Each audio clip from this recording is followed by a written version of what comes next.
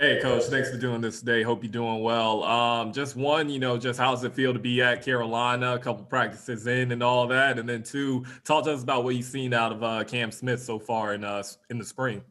Um, Challenge. Great to be at Carolina. I'm excited. Man, it's a beautiful place.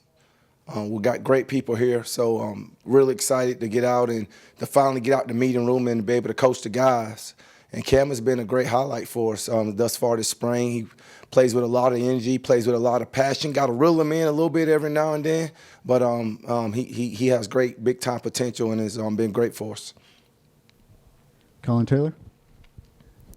And this is obviously a group that lost a lot coming out of last year and into this offseason. Just what have you seen from the group as a whole, and what are some of the strengths and weaknesses you've been able to pinpoint to the first five practices? Well, we're very green as a group, very green. Cam's the only guy that's really played at corner. RJ and Foster have played at the safety spot. Other than that, guys are green, and just everything we do, they're green. They're still learning the game. Every practice is a new adventure. Every thing is something new that those guys haven't seen, and that's okay. We got 9 more practices to see ourselves and get better, and then we got the spring game. So it's exciting as long as everybody makes progression each practice, which I believe we're gonna do that. What would you like to see progress the most over the next 9 practices in the spring game? Football IQ, understanding of the game. We scrimmage for the first time on Saturday. I'd like to see us have a physical toughness about ourselves. We need to have a certain swagger, which we don't have just because we're so green, to have a swagger as a group right now. So we're still learning how to be. A lot of guys are learning how to play football on this level, what it takes in meeting rooms, what it takes in an individual period, what it takes doing a specific technique. We're still got a lot to gain from those deals. So if we can finish spring ball and have a toughness about ourselves, have a swagger about ourselves, I'd say we accomplished something. Other questions? Jen Del Bianco. Torrian, what did you know about Justin Stepp before you guys started working together, and what's that DB wide receiver coach relationship like in practice? Justin, we played Arkansas last year, and in preparation of the game, I really admired the way his DBs played. Seemed very knowledgeable of the game, seemed like they played hard. And then when I meet Justin, as I got in here, you kind of could see why his guys played like they played, and he's going to bring that to our group here. Appears to be a very knowledgeable wide receiver coach who the guys love to play for. So that's kind of what I've noticed about Justin, and I'm glad he's on our side. Back to Colin.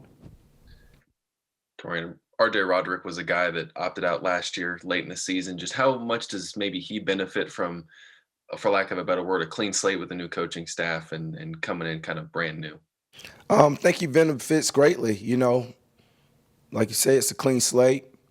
Whatever he does from the point since we've been here in January is what we're going to go by. And, he's totally bought into everything we're doing. And, we're going to continue to build that trust and that progression.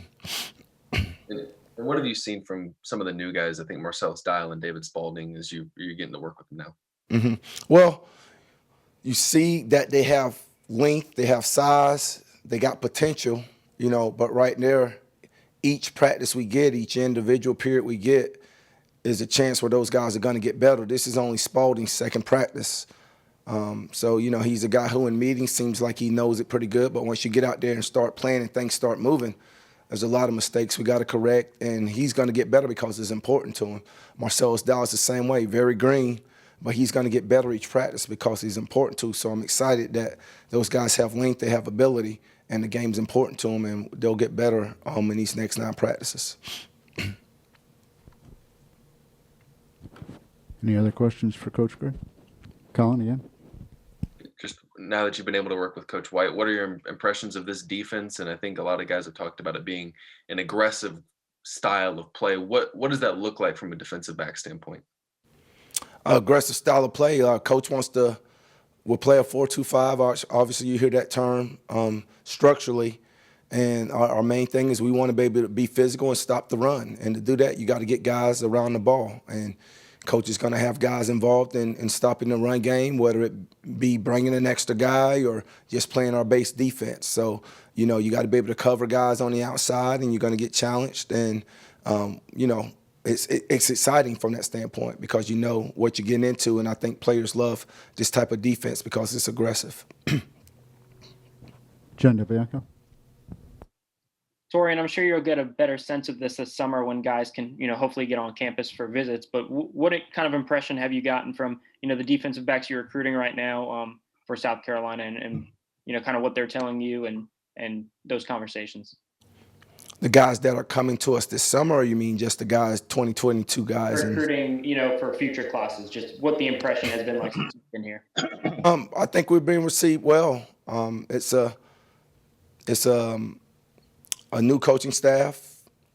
We're selling that. Hey, we're gonna turn this thing around here. We're gonna do some great things here, and I believe guys are receiving the message, and we're gonna be able to allow us to recruit some great guys here. Phil Kornbluth. Hey, Coach. Some of the guys in the secondary last season tended to be kind of mouthy on the field at times, and at times they drew penalty flags as a result. What's your philosophy about guys in the secondary who make big plays and then are very, very talkative about it and making gestures and things like that, and maybe walking that fine line towards unsportsmanlike penalty?